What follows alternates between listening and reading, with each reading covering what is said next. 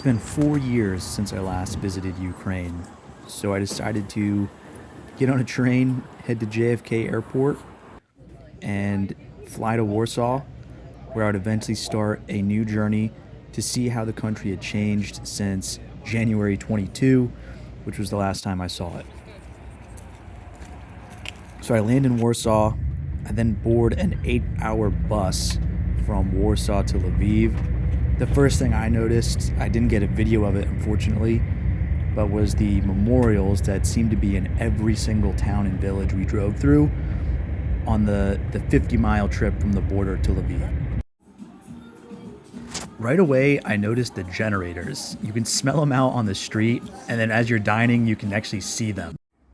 The generators are odd, but what is heartbreaking is the sheer number of fallen soldiers, whether it's memorials, funeral services, sometimes billboards and signage, to kind of remind you of all the people who have lost their lives in this conflict. That wasn't there 4 years ago, and that one really hit me hard, especially here at the Wall of Memory and kind of this graveyard for a huge number of soldiers that have perished.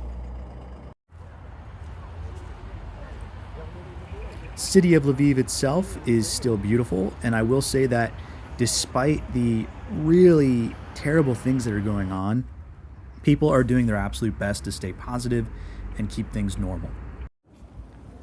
My second day in Lviv, I walk outside of my hotel, and right there on a main street is a funeral service for 3 fallen soldiers.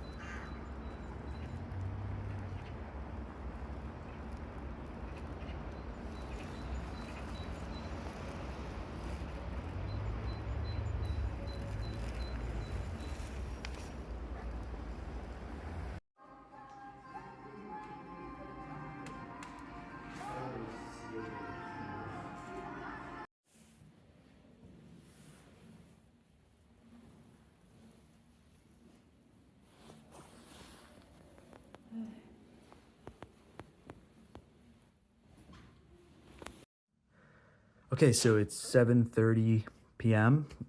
I'm in Lviv, Ukraine. I'm in a hotel right near the center, and we just lost power. This is the first power outage I've experienced, so we'll see how long this goes. It doesn't look like too many other buildings are out of power, but our hotel is out of power. So after losing power and seeing all of those soldiers' memorials, I decided to head to a cat cafe because I love cats. And I noticed that they were having some trouble with their heating. It looked like they were getting diesel delivered to them while I was there. So this cat kind of hopped on my lap and warmed up.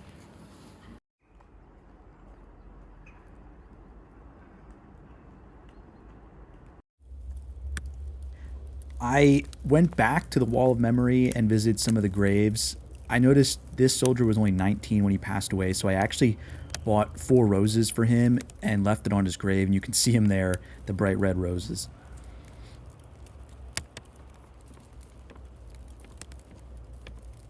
What happens when you visit a place like this is you start to feel a certain heaviness. Everything you've seen in the news, thinking you're being really well informed about civilians and kids and all these people dying, the Vasilevich family, that guy who lost his 4 family members, it suddenly becomes very, very real, and you get a taste of the heaviness they're living with, and it's not fun. And of course, you can't be visiting Lviv during war without a quick air raid siren.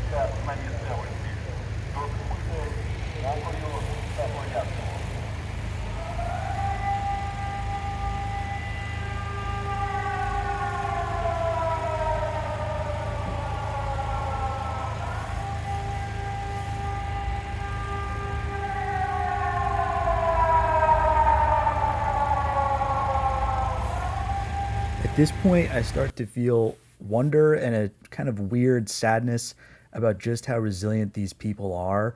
And I wonder how I would react if I were in the same situation day after day.